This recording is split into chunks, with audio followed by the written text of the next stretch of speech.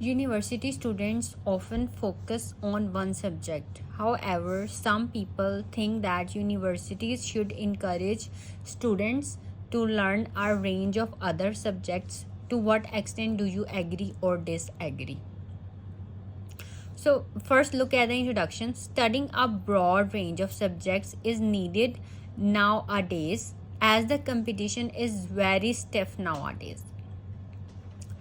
अब क्वेश्चन में है range of other subjects. Instead of repeating this exact statement as in the essay prompt, we are writing broad range of subjects. Range of other subjects, broad range of subjects is needed nowadays. और हमने इस sentence को complex structure बना दिया by adding comma as. Studying a broad range of subjects is needed nowadays. अगर हम यहाँ पे फुल स्टॉप लगा देते तो ये एक सिंपल सेंटेंस है. ठीक है, हमने इसको कॉम्प्लेक्स स्ट्रक्चर बनाने के लिए कॉमा एज लिख के इस सेंटेंस को एक्सटेंड कर दिया. As the competition is very stiff now a days.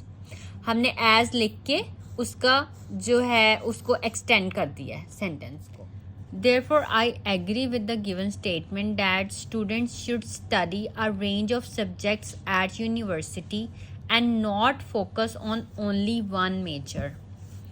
ऐसे प्रॉम्प्ट में है focus on one subject. हमने इस स्टेटमेंट को जो है वो रिपीट नहीं किया और हमने पैराफ्रेज करते हुए लिखा है focus on only one major.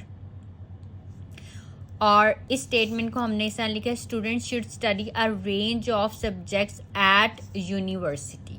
ठीक है, this is the way of paraphrasing. आपने एग्जैक्ट स्टेटमेंट को कॉपी नहीं करना, आपने डिफरेंट मतलब सिनोनिम्स यूज़ करके और topic related vocabulary words use करके स्टेटमेंट में कुछ ऐड करके, जैसे हमने यहाँ पे यूनिवर्सिटी ऐड कर दिया, यूनिवर्सिटी स्टूडेंट्स के बारे में है ना ये, तो हमने सब्जेक्ट्स एट यूनिवर्सिटी लिख दिया. ठीक है, इस तरह से आपने एग्जामिनर को शो करना है कि आप मतलब आपकी जो इंग्लिश है वो एडवांस लेवल की है.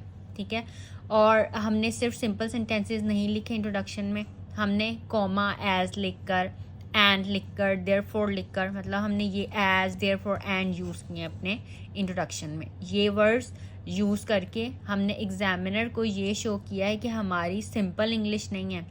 क्योंकि अगर आपके डिज़ायर्ड बैंड स्कोर 7+ हैं तो आपको ये चीज़ें देखनी पड़ेंगी कि आपने किस तरह से सेंटेंस स्ट्रक्चर लिखना है.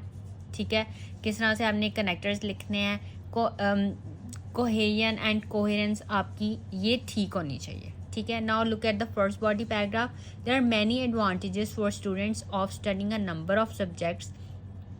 अब जो फर्स्ट एडवांटेज है, if they don't get a job in their field, comma, they will be able to get any job related to their other subjects. ठीक है, ये कंडीशनल सेंटेंस हमने लिखा है.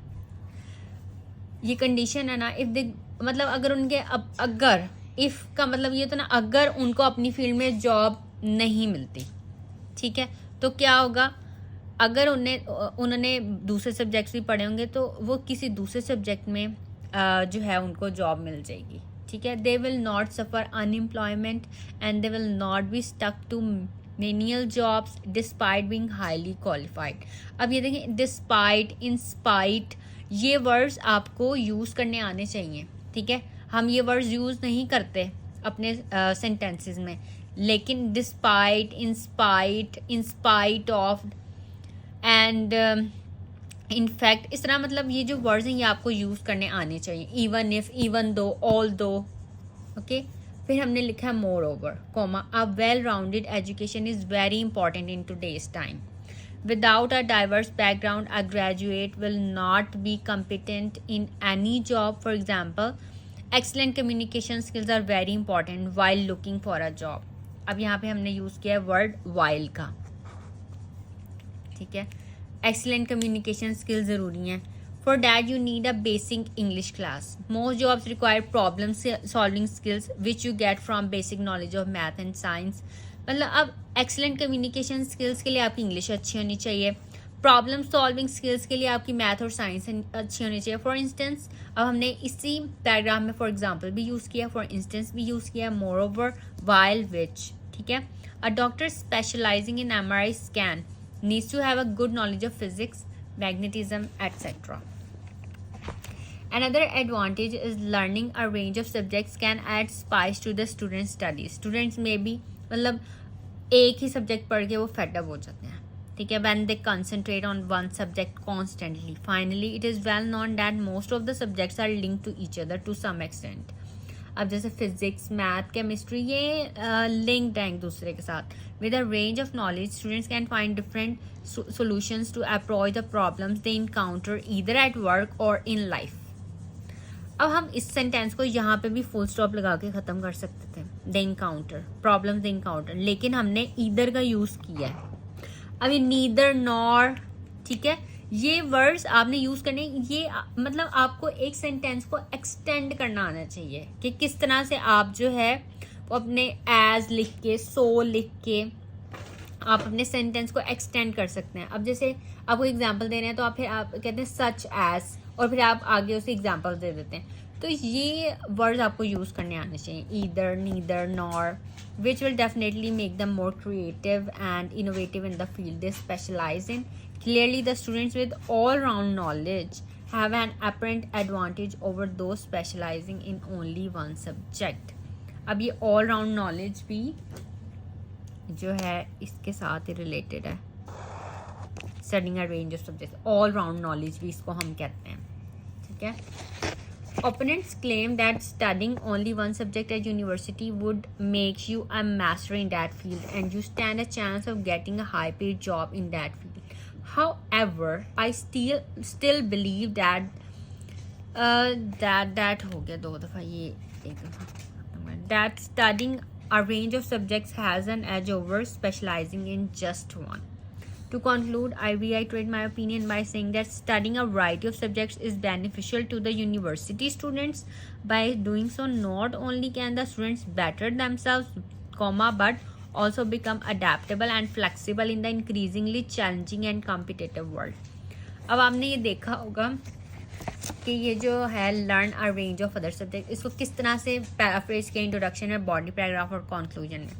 सबसे पहले हमने लिखा था studying a broad range of subjects, फिर हमने लिखा student should study a range of subjects at university, studying a number of subjects, अब रेंज तक हमने नंबर लिख दिया. वेल राउंडेड एजुकेशन भी इसको कहते हैं. Learning a range of subjects, all round knowledge, studying a range of subjects and studying a variety of subjects. अब हमने रेंज की जगह लिख दिया वैरायटी, मतलब वैरायटी यहाँ पे हमने नंबर लिखा था, number of subjects, variety of subjects, ठीक है, रेंज ऑफ सब्जेक्ट्स. और ये जो है फोकस ऑन वन सब्जेक्ट, इसको हमने लिखा है focus on only one major, studying only one major at university, specialising in just one, ठीक है. तो ये पिंक में जो है हमने इस स्टेटमेंट को पैराफ्रेज किया.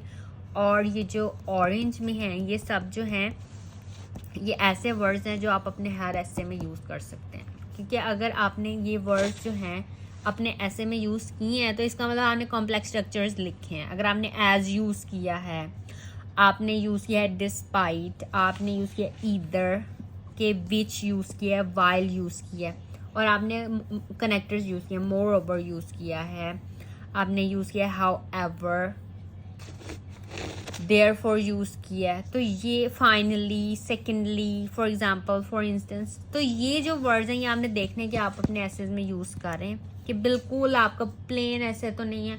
क्योंकि अगर आप ये चीज़ें ध्यान में नहीं रखेंगे then you would not be able to get your desired band scores. Okay, so that's all for this video. If you have any questions you can ask me in comments.